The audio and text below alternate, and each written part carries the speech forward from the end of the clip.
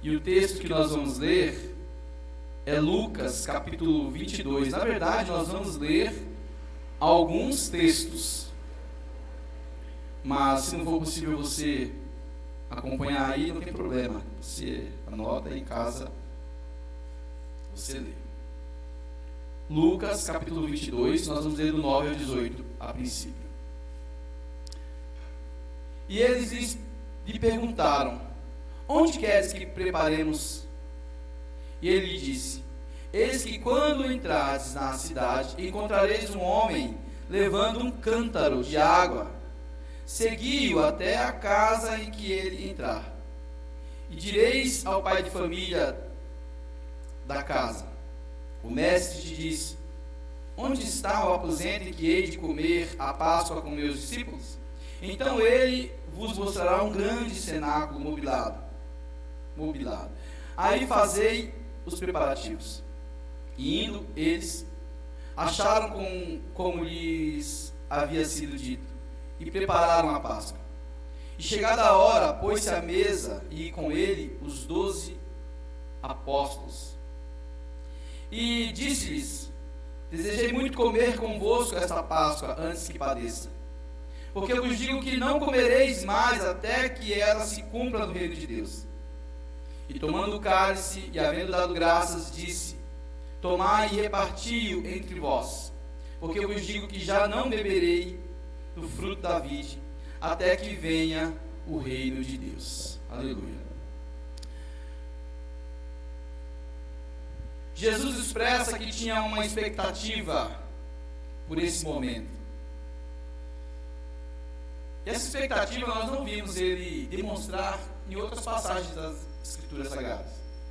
Por exemplo, quando ele falou da sua ressurreição, ele apenas anunciou. Mas ele não disse que aguardavam. Quando ele anunciou para os seus discípulos que a morte dele se aproximava, ele disse que a alma dele estava angustiada. Ele expressou os seus sentimentos, mas o único momento que nós percebemos aqui que ele expressa uma expectativa é o momento da ceia. Porque ele vai dizer: eu desejei muito esse momento. Os outros momentos, ele sabia, como esse também. Ele sempre soube tudo o que ia acontecer, porque ele vinha falando que ele seria morto, que ele seria entregue. Mas a ceia, no momento da ceia, ele fala: eu desejei. E é interessante que ele não envia os seus discípulos para preparar tudo. Ele fala para os seus discípulos que eles encontrarão tudo preparado. Ele não diz assim: olha, vá até lá e encontre um lugar para que nós ceiemos. Ele diz tudo, todo o caminho, quem eles irão encontrar. E ele diz inclusive que a pessoa que eles irão encontrar vai mostrar ou vai levá-los até o lugar em que a ceia, o banquete, será oferecido. Cristo tem um lugar para nós. A ceia dele está preparada para todos nós. Não somos nós quem oferecemos o banquete. É ele quem oferece o banquete para nós. Nós participamos. Nós oferecemos o louvor para ele, porque é ele quem nos sustenta. Aliás, não teve nada que o homem tenha preparado para Deus. A sua existência se deu primeiro com o fato de Deus ter preparado um lugar para que ele existisse. Primeiro tudo foi preparado, depois o homem existiu. E não o contrário. Às vezes nós ficamos preocupados com o nosso futuro, como vai ser, e agora, será que as coisas vão se ajeitar? A gente fica tentando usar o nosso raciocínio para tomar as nossas decisões, quando os nossos corações fervem por uma decisão que a gente acredita que é melhor, mas a gente fica cheio de receios, fazendo cálculos dos possíveis problemas ou das possíveis vantagens, e por isso a gente não entra no banquete de Deus, porque a gente ainda acredita possuir condições de escolher o que é melhor para nós, quando na verdade o Senhor já falou aos nossos corações que Ele já preparou o lugar. Agora vejam, inclusive no versículo 19 vai dizer isso, não é? Pois vai dizer: e tomando o pão e havendo dado graças, partiu e deu-lhe, e dizendo: isto é meu corpo que por vós é dado, fazer isso em memória de mim. Então o Senhor vai dizer que Ele desejou ardentemente esse lugar, e que essa ceia ela era importante, e que isso deveria ser feito em memória dele. Ele participaria dessa ceia fisicamente naquele momento, seria a última, mas que nós deveríamos continuar fazendo isso em memória dele. Ou seja, da nossa parte continuaria. Isso é tão importante no reino de Deus. A ceia do Senhor é tão importante que para participar desse banquete é preciso iniciar aqui na terra. O banquete do reino de Deus é tão importante que ela se inicia aqui.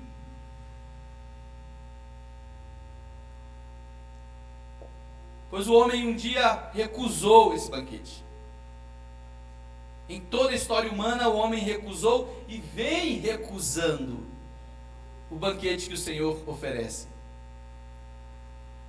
É interessante pensarmos que Esaú vai rejeitar o direito da primogenitura. Obrigado. E esse direito não se tratava de um cargo oferecido pelo sistema humano. Não. Esse direito fazia parte de um sistema em que Deus era o precursor, era quem iniciou, quem deu a ordem. Que Esaú vai chegar diante do seu irmão, que está com um prato de lentilha na mão, e diante dos seus desejos voláteis, ele vende o direito da primogenitura, porque ele acredita que não servirá para nada. E o que servirá será fazer aquilo que seus instintos pedem agora.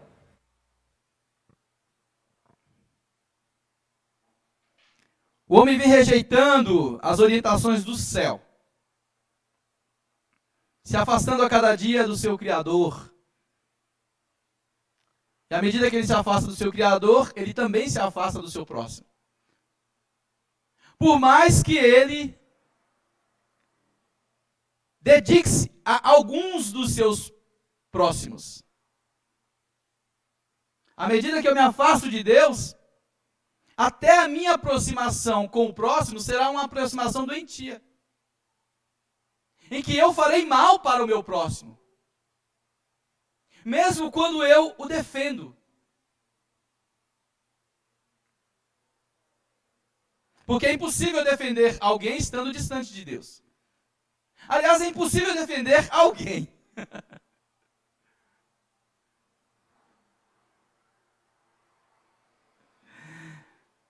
E aí Cristo apresenta um Novo Testamento.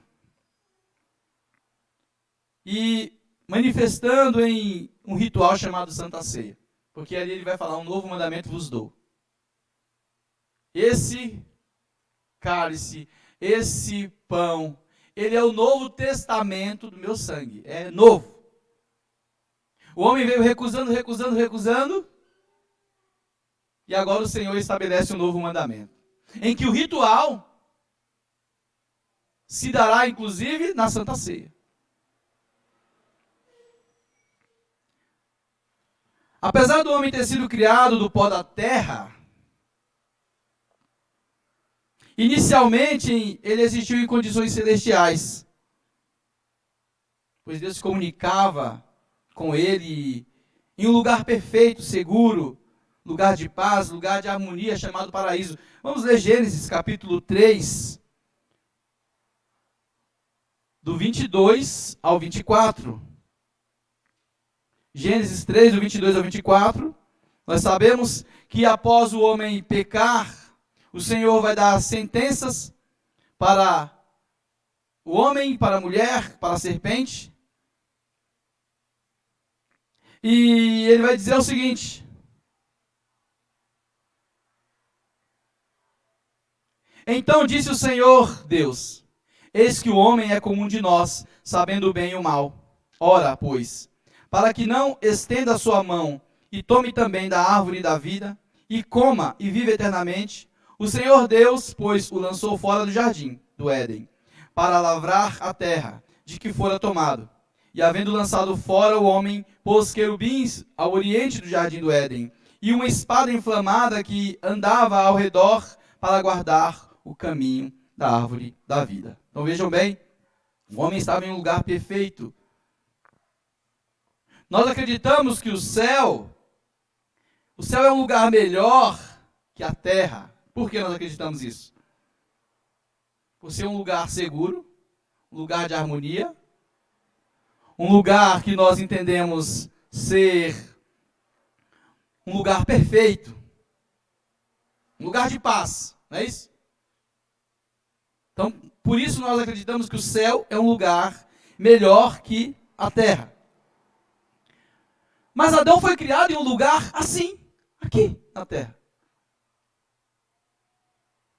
E ali, aqui na terra, ele estava em um lugar perfeito, em um lugar de harmonia, em um lugar de paz, um paraíso. Ou seja, um verdadeiro céu. Adão não foi criado em outro lugar. Quando nós lemos sobre o paraíso, sobre o jardim do Éden, nós não podemos pensar em um lugar que não é aqui na terra, não. Foi aqui na terra. Ele foi extraído do pó da terra. Ou seja, era um verdadeiro céu na terra. Nós temos a tendência de acreditar que o céu é um lugar possuidor de uma força radioativa, né? Que protege todos que estão ali.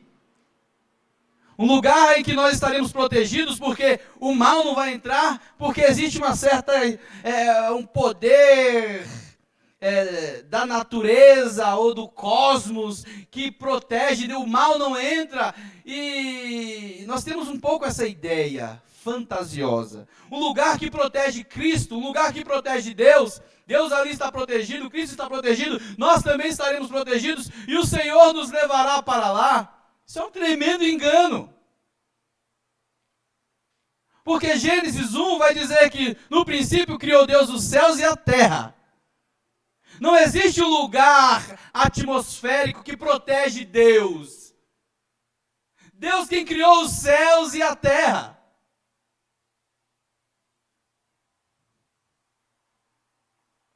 Nós acreditamos que os anjos, quando estão em um lugar, eles transformam o ambiente mais santo.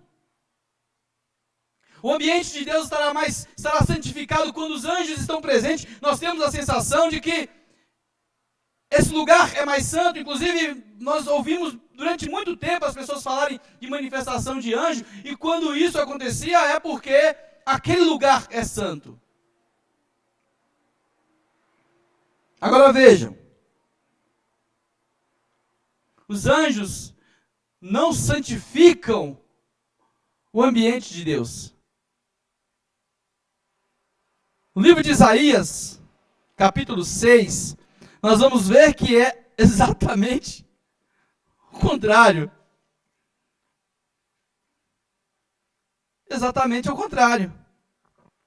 Os anjos, eles foram criados por Deus. Como é que eles vão proteger Deus de alguma coisa? Assim como os homens pecaram e caíram, os anjos também caíram, mesmo não sendo criados da terra. Mas eles veem o Senhor, e quando eles veem o Senhor, eles temem. Isaías capítulo 6, vamos ler do 1, a partir do versículo 1. No ano em que morreu o rei Uzias, eu vi o Senhor assentado sobre um alto e sublime trono, e o seu séquito enchia o templo. Aqui é Isaías falando, quando ele entrou no templo. Os serafins estavam acima dele, cada um tinha 6 asas, com 2 cobriam o rosto, e com 2 cobriam os pés, e com 2 voavam. E clamavam uns para os outros, dizendo: Santo, Santo, Santo é o Senhor dos exércitos, toda a terra está cheia da sua glória. E os umbrais da porta se moveram com voz do que clama, e a casa se encheu de fumaça. Então disse eu: ai de mim, que vou perecendo, porque eu sou um homem de lábios impuros, e habito no meio de um povo de impuros lábios, e os meus olhos viram o Rei, o Senhor dos exércitos. Vejam, Isaías está temeroso porque a glória de Deus está ali. E da mesma forma que Isaías está temeroso, os anjos também estão temerosos. Inclusive com 2 asas eles cobrem os rostos. Porque o mesmo impacto que o homem tem ao perceber a manifestação de Deus, os anjos também terão, estarão impactados com a presença gloriosa manifesta de Deus.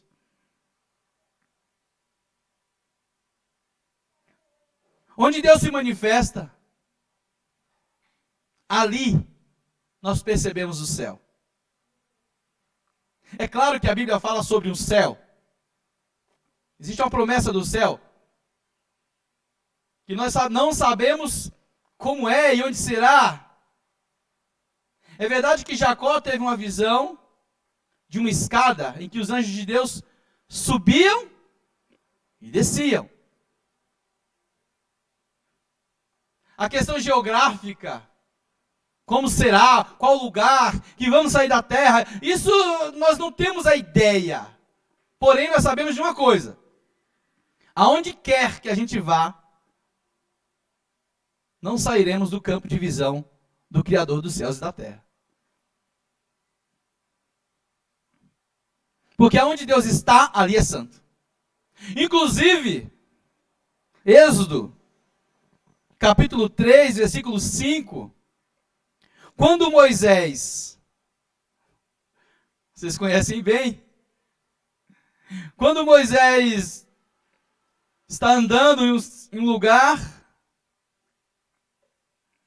ele vai ter uma visão sobrenatural de uma sarça que pegava fogo, mas não se queimava, e ele se aproxima, e quando ele vai se aproximar, o que o Senhor vai dizer para ele? E disse: não te chegues para cá, tira os teus sapatos dos teus pés, porque o lugar em que estás é terra santa.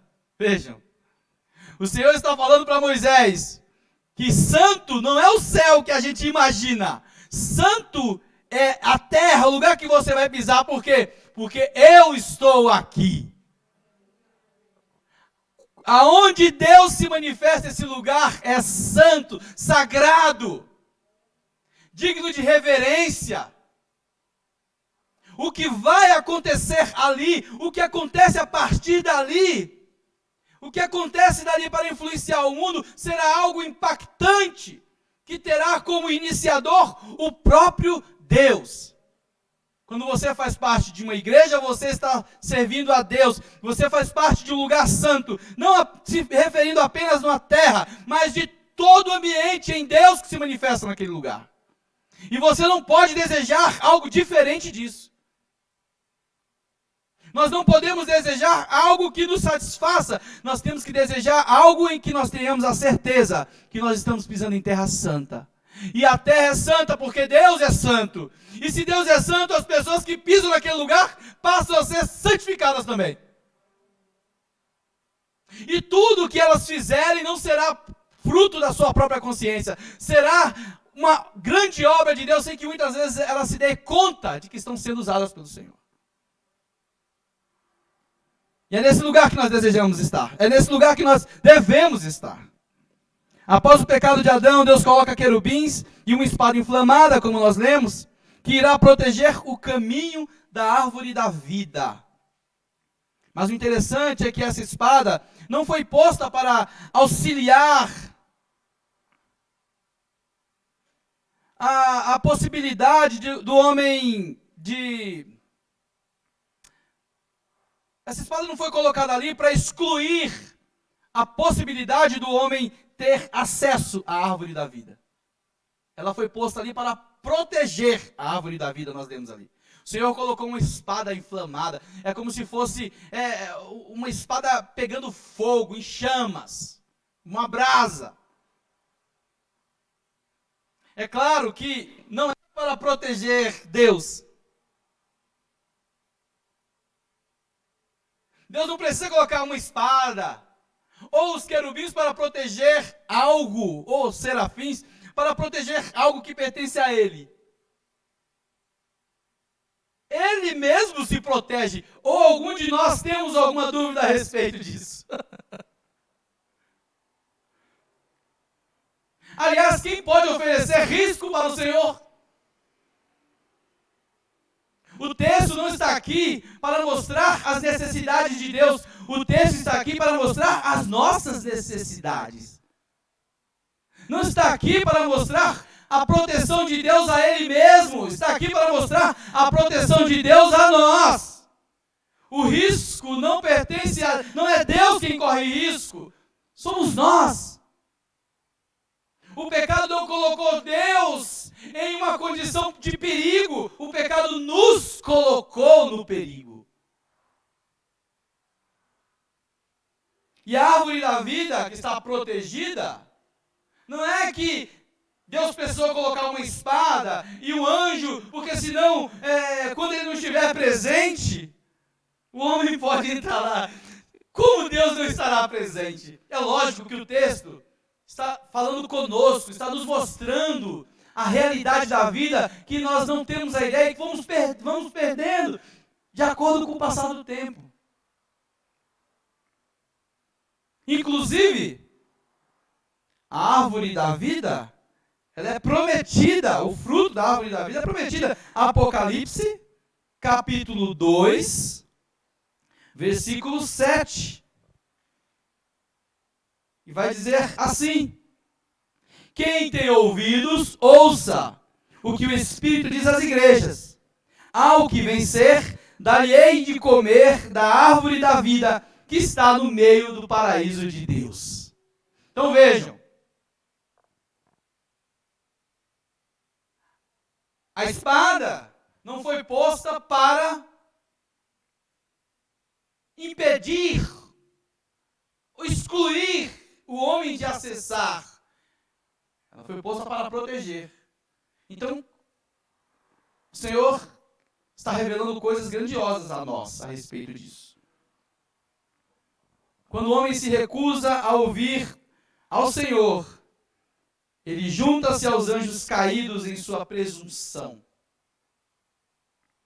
A presunção de ocupar o lugar do Todo-Poderoso. Ele acredita que isso é possível. Ele se rebela contra o Senhor. Ele se inclui no lugar inferior, é chamado inferno. Lugar onde Deus não está. Agora é importante a gente entender e conseguir separar as coisas. Lugar onde Deus não está não significa que existe algum lugar que Deus não esteja, porque é Ele que criou todas as coisas.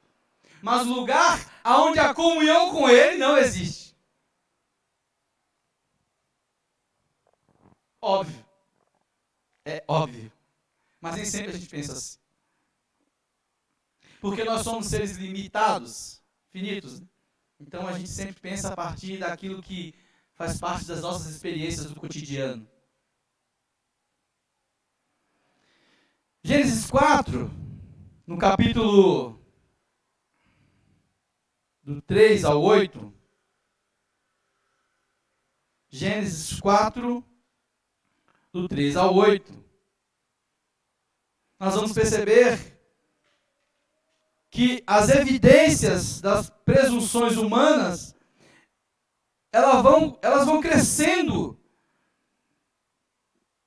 a cada dia, e o homem vai se tornando inimigo de Deus.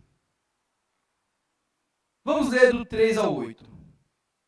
E aconteceu ao cabo de dias que Caim trouxe do fruto da terra uma oferta ao Senhor. E Abel trouxe dos primogênitos de suas ovelhas e da sua gordura. E atentou o Senhor para Abel e para a sua oferta. Mas para Caim e para a sua oferta não atentou. E irou-se Caim fortemente, descaiu-lhe o semblante. E o Senhor disse a Caim: por que tiraste? E por que descaiu o teu semblante? Se bem fizeres, não haverá aceitação para ti? E se não fizeres bem, o pecado jaz à porta, e para ti será o teu desejo, e sobre ele dominarás. E falou Caim com seu irmão Abel, e sucedeu que, estando eles no campo, se levantou Caim contra seu irmão Abel e o matou. Vejam bem. Caim não está irado com o seu irmão. O irmão dele não fez nada para ele. Ele ficou irado porque Deus não aceitou a sua oferta. E por não aceitar o não de Deus, ele vai atacar aquele que oferece o melhor para Deus. Na verdade, o objetivo de Caim é matar Deus. Mas como ele não pode, ele quer ferir o seu coração. Porque de alguma maneira ele pensa em desestabilizar o pai.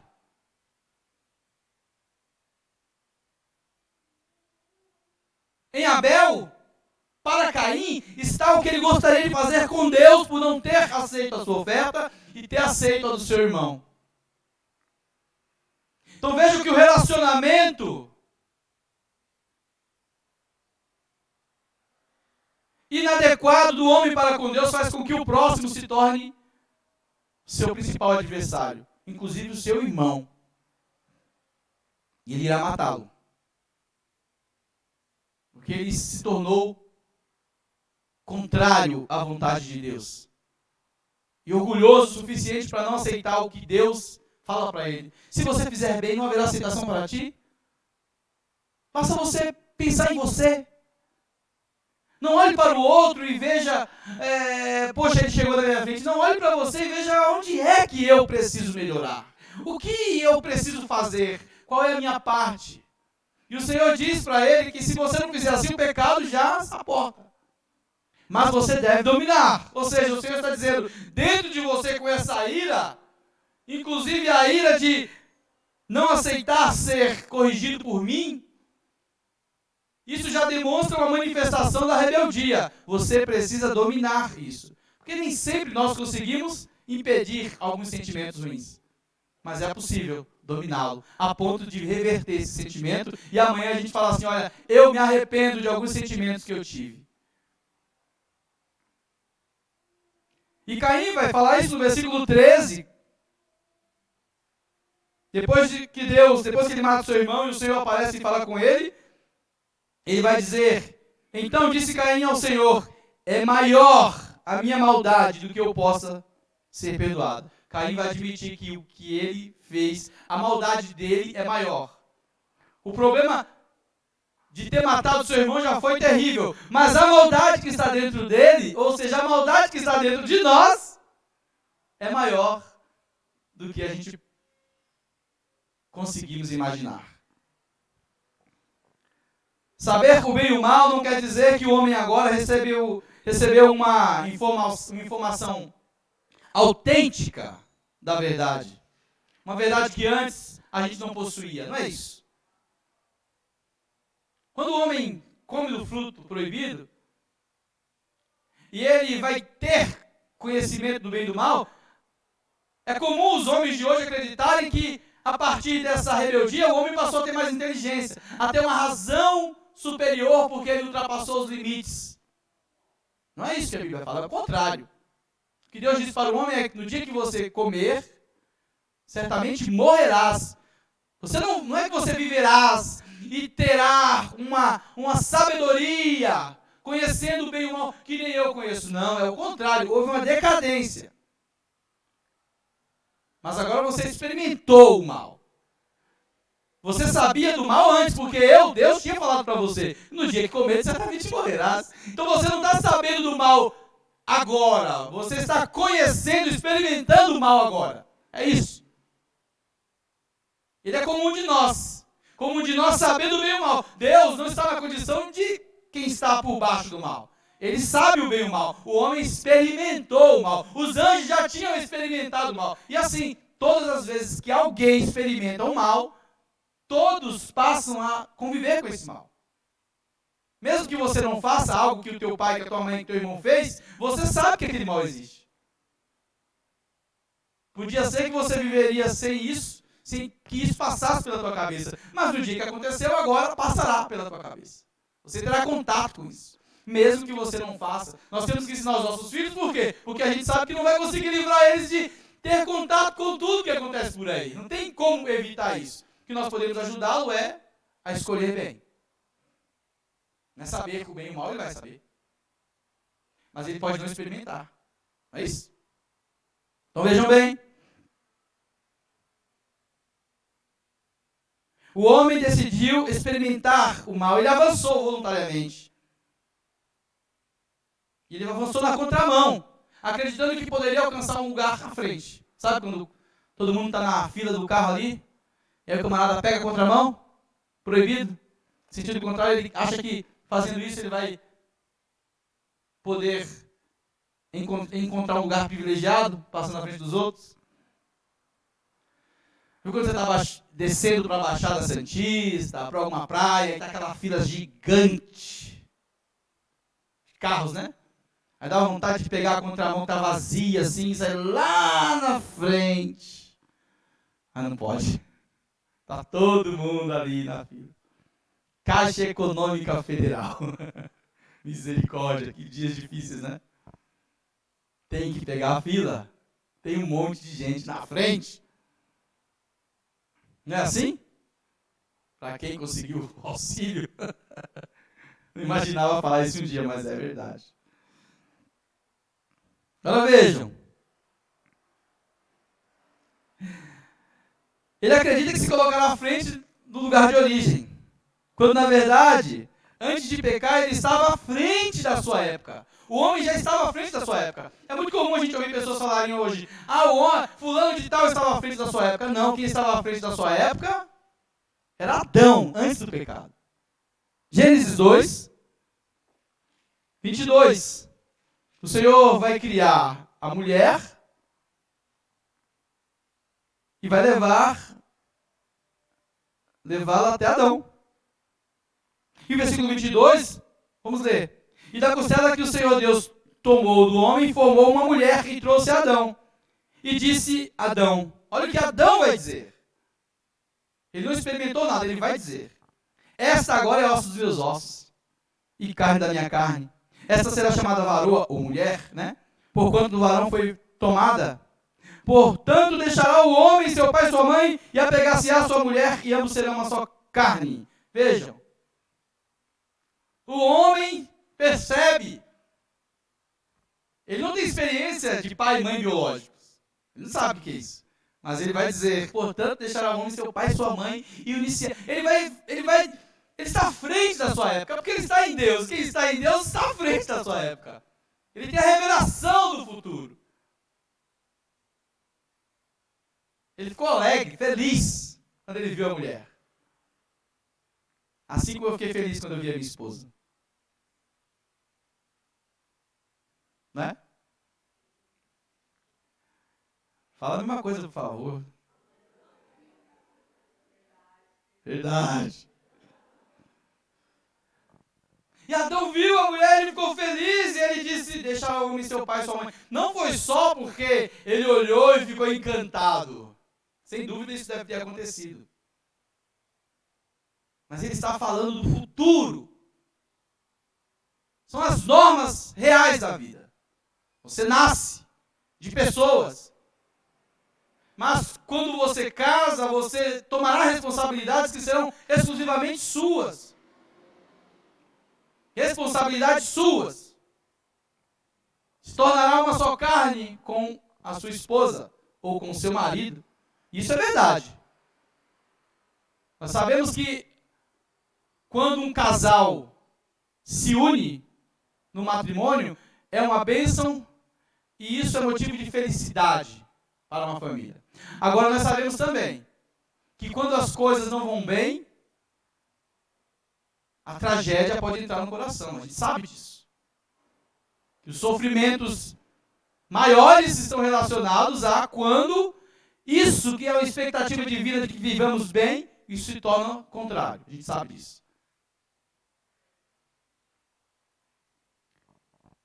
Vejam, meus irmãos, por causa dessa presunção humana, o resultado é cada vez mais caótico, a distância aumenta, a procura por um caminho independente também aumenta, porque as pessoas querem ser independentes, todo mundo fala que a felicidade está em ser independente, mas nada passa de uma independência ilusória, onde a submissão e a ordenação é vista como a robotização, né? Obedecer pai e mãe, isso é coisa de robô. Ter uma igreja, ter pastor, se submeter às ordens da casa do Senhor, da igreja, se submeter ao local de trabalho, às normas do trabalho, isso é robotização, você tem que ser independente. Fidelidade ao seu parceiro, à sua parceira, isso é coisa do passado. Seja livre. Só que os homens sofrem quando não acontece isso. Exatamente o contrário.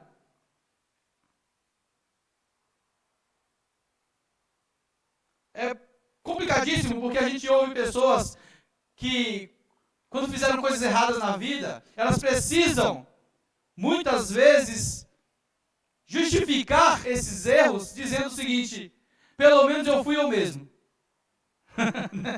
Pelo menos você foi você mesmo.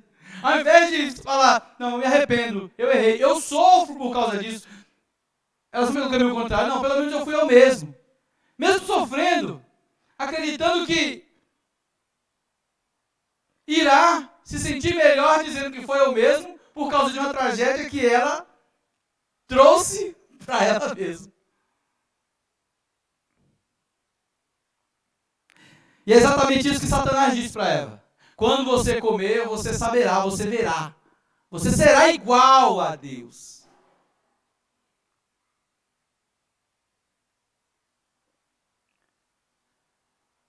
Agora o homem é conhecedor do bem e do mal, só que ele é escravo do mal. Ele é como Sansão, alguém que tinha força, alguém que tinha poder, alguém que os inimigos temiam, mas agora ele é cego nas mãos do inimigo e que está circulando para trabalhar a favor do suprimento do adversário. Os inimigos que antes temiam, agora o dominam. E ele perdeu o caminho de volta para a casa do Pai. E o que esse desejo de Cristo pela ceia revela? Que a comunhão pessoal sempre será indispensável. Eu gostaria que você falasse isso não para quem está do teu lado, que você não pode virar, mas fala assim, olha, a comunhão pessoal sempre será indispensável. Essa é a referência da igreja, comunhão pessoal. Não existe referência à distância, ela é pessoal. Por isso que o Senhor diz, eis que estou convosco. Eu desejei comer essa ceia com vocês aqui. Ela não se cumprirá até que aconteça no reino de Deus. Eu não comerei até que se cumpra no reino de Deus. Mas esse momento aqui com vocês, eu desejei. A presença. Viver com pessoas nunca será descartado para a igreja de Cristo. Às vezes a gente vai vivendo problemas e a gente fala assim, olha, eu quero uma igreja, um lugar que eu fique assim, sabe, um pouco mais distante, porque eu tive muitas decepções. Olha, eu não quero me unir muito com outro, não sei se eu quero mais namorar, por causa das decepções. Olha, a gente vai criando uma nova forma de agir para evitar decepções. Nós tendemos a ir por esse caminho. Não é fácil as experiências que a gente vive. Mas isso será indispensável no reino de Deus. Eu quero um lugar em que eu conheça o pregador lá, ele é uma bênção. Há uma igreja que tenha bastante gente, porque aí eu não preciso me envolver. Eu tenho uma referência daquele homem de Deus, eu sei que é um homem de Deus, você não sabe. Você sabe que o que ele prega é a palavra de Deus. Você só sabe quem é um homem de Deus quando você vive com ele. E isso é indispensável para a igreja do Senhor. Jesus disse, eis que estou convosco, eu desejei estar aqui junto com vocês. Isso é indispensável para a igreja. Indispensável. Feliz quem conhece um homem de Deus, feliz quem conhece uma mulher de Deus, feliz quem convive com eles para sempre. Não é um personagem virtual, é pessoas que eu conheço. Eu aprendo junto. Eu cresço junto e não à distância. E serei referência para outros, porque eu aprendo e outros irão aprender comigo a mesma coisa.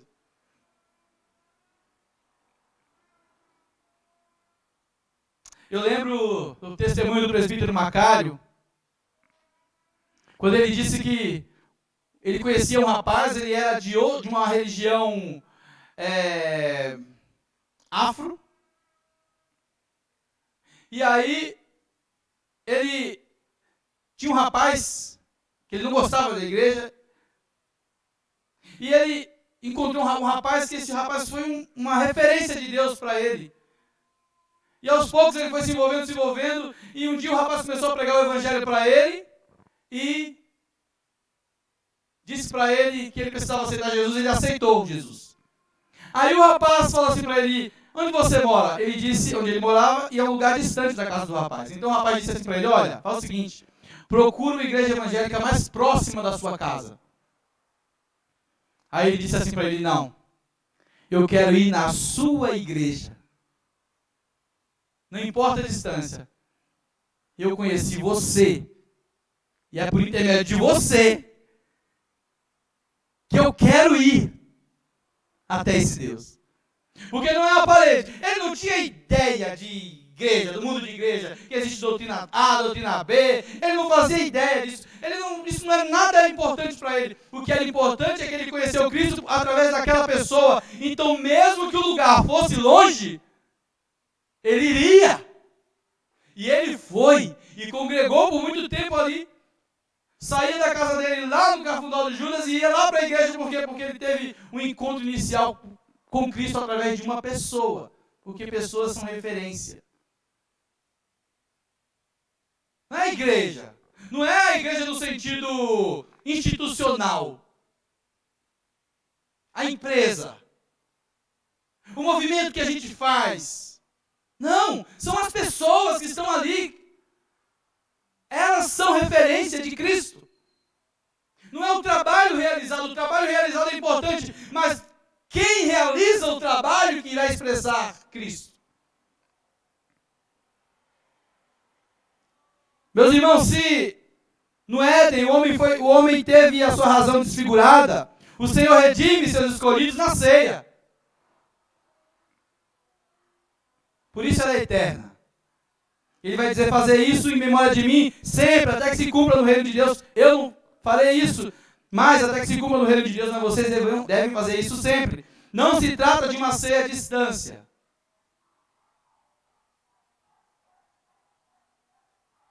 Às escondidas, quando eu digo a distância, eu não estou falando como nós tivemos que fazer durante o tempo, eu estou me referindo às escondidas. Eu vou me esconder, porque aqui ninguém sabe quem eu sou e eu vou participar da ceia. É disso que eu estou falando. Não. É eu e Deus, não tem como me esconder.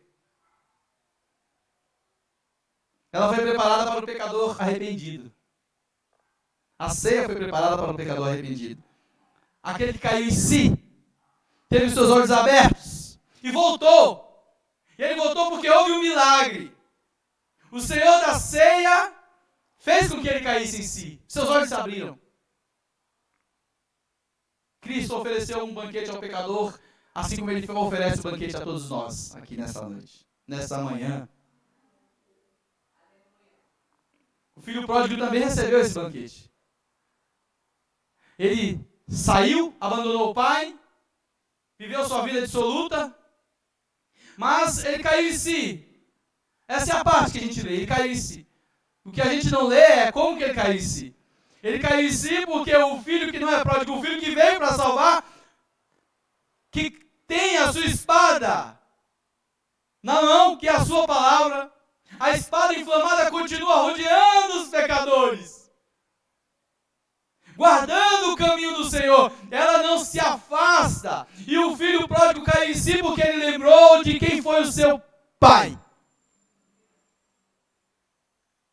Ele disse: tantos trabalhadores de meu pai. Ele lembra de quem foi o pai dele, de quem foi o pai dele com os trabalhadores. Ele sabe quem foi aquele homem, não é só porque é o pai dele. E ele inclusive revela: se o meu pai me tratar como um dos trabalhadores dele, eu estarei feliz, porque os trabalhadores de meu pai são bem tratados. Mesmo pessoas que não teriam o valor afetivo que um filho possivelmente tem, eles são tratados da melhor maneira possível. Eu voltarei para o meu pai e direi: pai, trata-me como um dos teus trabalhadores. Então, um homem que caiu em si, não está querendo privilégio. Ele quer: Senhor, olha, eu estou de volta, pai, trata-me como um dos teus trabalhadores e eu estarei satisfeito. Isso é um pecador que caiu em si. Agora, Deus sabe que o homem não consegue cair em si sozinho. Para que isso aconteça, foi necessário o quê? Deus se fazer homem. O verbo se faz carne. A espada que prepara o caminho do Senhor, ela continua preparando o caminho do Senhor nos nossos dias, que é quando a sua palavra é anunciada.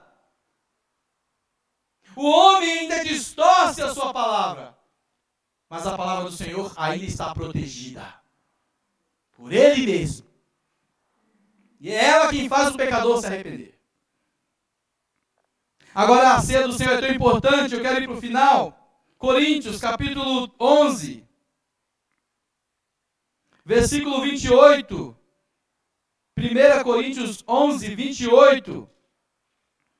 Vai dizer o seguinte: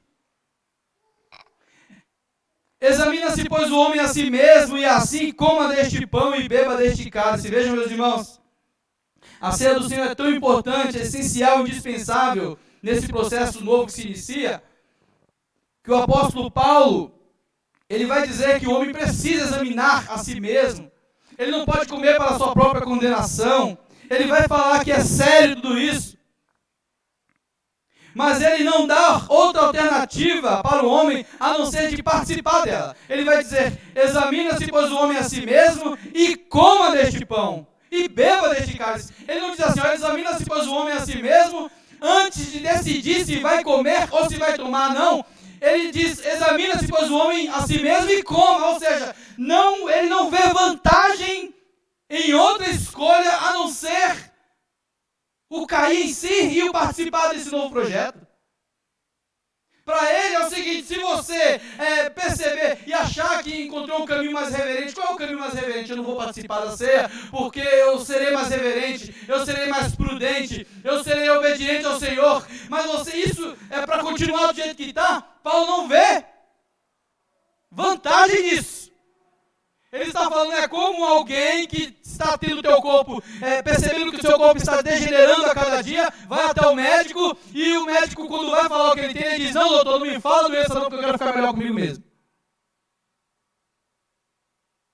E o médico vai falar: não, mas eu preciso te falar o que é, porque a partir daí eu te digo qual é o medicamento que você deve tomar, quais são a procedência que você deve ter. Ele fala: não, doutor, eu prefiro sentir melhor comigo mesmo assim. Não me fala. Não me fala a minha doença. Não me fale qual doença eu tenho. Eu não quero saber, doutor. Paulo não vê vantagem nisso. Paulo vai dizer: examina-se e o meu conselho: coma, beba, participe, siga à frente. Seja como o filho pródigo, caiu em si e iniciou uma nova vida. Não tem outra opção que vá demonstrar temor. Quando a decisão não é mudar, seguir, obedecer. Nada é fruto de um temor a Deus, a não ser reconhecer a sua grandeza e seguir o caminho de volta para casa. Agora vejam,